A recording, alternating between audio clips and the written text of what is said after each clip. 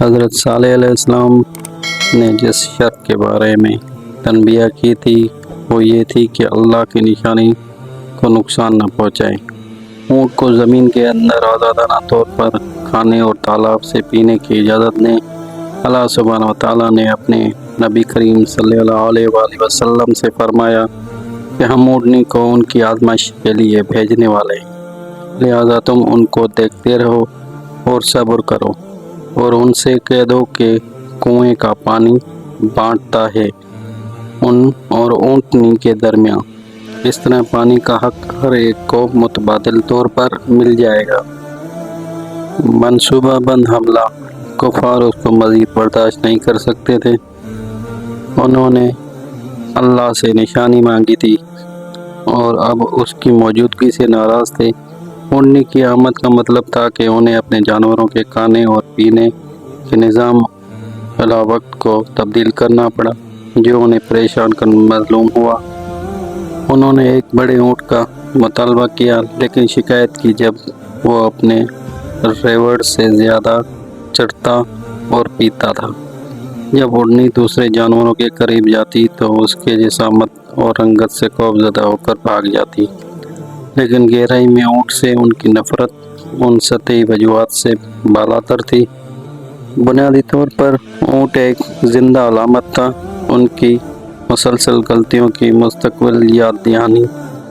پھر قرآن نے ذکر کیا، جب ان میں سے سب سے زیادہ شریر اونٹنی کو ماننے پر اکسایا گیا، لیکن اللہ کے رسول نے انہیں تنبیہ کی کہ اللہ کی اونٹنی اور اس کے پینے کے باری کو پریشان نہ کرو۔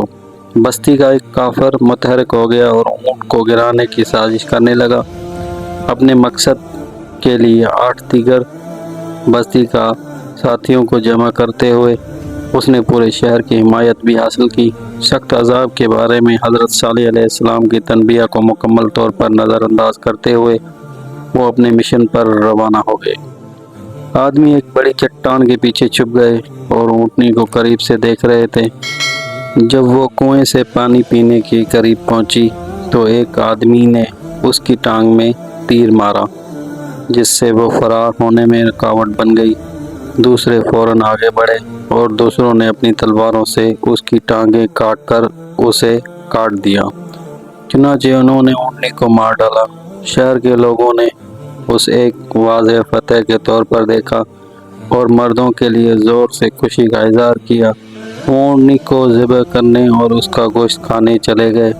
جب صالح علیہ السلام کو اس کی خبر ہوئی تو وہ لوگوں کو خبردار کرنے کے لیے جلدی سے نکلے، لیکن بہت دیر ہو چکی تھی۔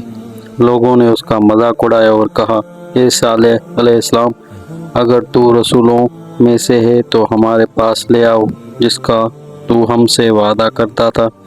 صالح علیہ السلام نے جواب دیا، 3 دن تک اپنے گھروں میں مزے کرو، یہ ایک ایسا وعدہ ہے جس سے انکار نہیں کیا جائے گا۔ کافروں نے صالح علیہ السلام کو طعنہ دیا اور اس سے عذاب میں جلدی کرنے کو کہا۔ حضرت صالح علیہ السلام نے فرمایا، اے میری قوم، تم بھلائی سے پہلے برائی کو کیوں ڈھونڈتے ہو؟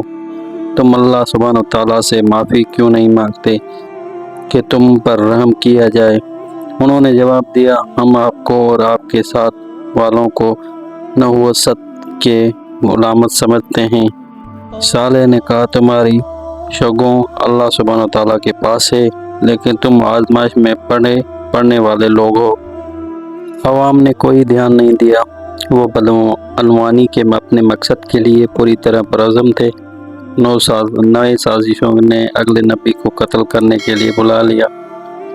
اللہ کی قسم کھاؤ کہ ہم اسے راتوں رات قتل کر دیں گے، اسے اور اس کے گھر والوں کو، پھر ہم اس کے ذمہ دار سے کہیں گے کہ ہم نے اس کے گھر والوں کی ہلاکت کا مشاہدہ نہیں کیا اور ہم سچے ہیں۔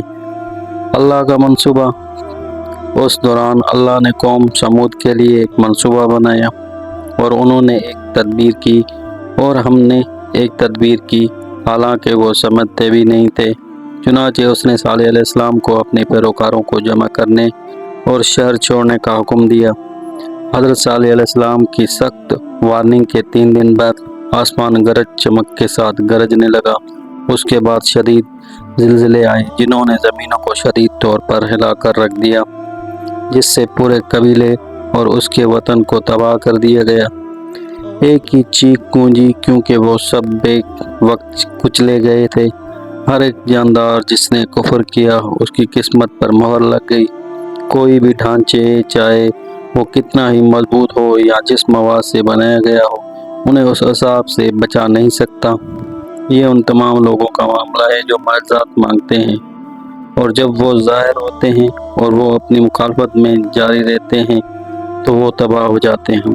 یاد کرو جب لوگوں نے حضرت عیسیٰ علیہ السلام سے پوچھا کہ اے عیسیٰ ابن مریم، کیا آپ کا رب یہ پسند کرے گا کہ ہم پر آسمان سے کھانے کا دسترخوان اتارے؟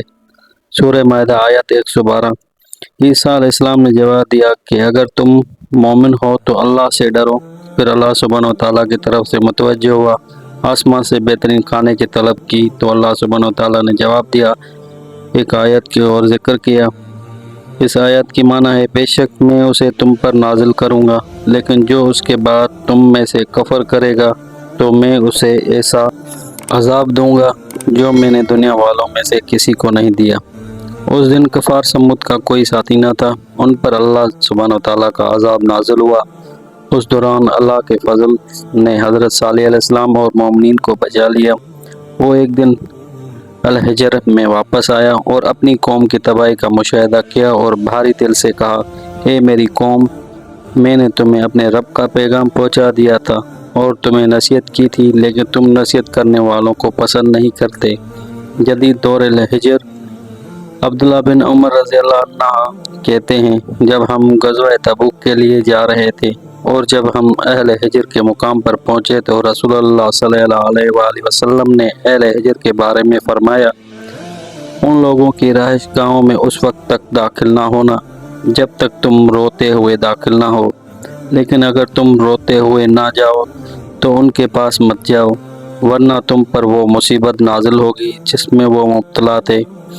آج یہ نشانیاں اللہ سبحانہ وتعالیٰ کی طرف سے باقی ہیں، ہمارے لیے چھٹی سے لطف اندوز ہونے کے لیے نہیں، بلکہ ہمیں ان جگہوں پر لوٹنا چاہیے روتے ہوئے۔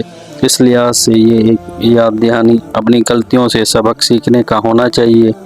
ام المومنین عائشہ رضی اللہ تعالیٰ عنہا کہتی ہیں کہ رسول صلی اللہ علیہ وآلہ وسلم جب طوفانی بادلوں کو دیکھتے تو آگے پیچھے ہو جاتے اور جب بارش ہوتی تو آرام فرماتے۔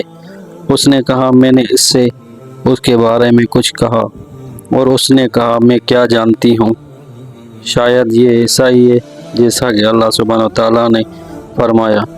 اور جب انہوں نے اسے بادل کی طرح اپنی وادیوں کے قریب آتے دیکھا تو کہنے لگے کہ یہ بادل ہے جو ہم پر بارش لاتا ہے، لیکن ہود علیہ السلام نے جواب دیا، بلکہ یہ وہ چیز ہے جس کے لیے تم بے صبر تھے، ہوا، اس کے اندر دردناک عذاب ہے۔ ایسے ہی حضرت صالح علیہ السلام کے واقعے میں جو کفار تھے وہ نیست و نابود ہو گئے، وہ ختم ہو گئے۔ اس کے بعد ابھی اس کہانی کو ہم ختم کرنے جا رہے ہیں، یہ واقعہ یہیں ختم ہوتا ہے۔ اگر آپ کو یہ ویڈیو اچھی لگی ہو، چینل ہمارا اچھا لگا ہو تو سبسکرائب کریں، لائک کریں، بیل آئیکن کو دبائیں تاکہ میری ہر آنے والی ویڈیو آپ تک پہنچ سکے۔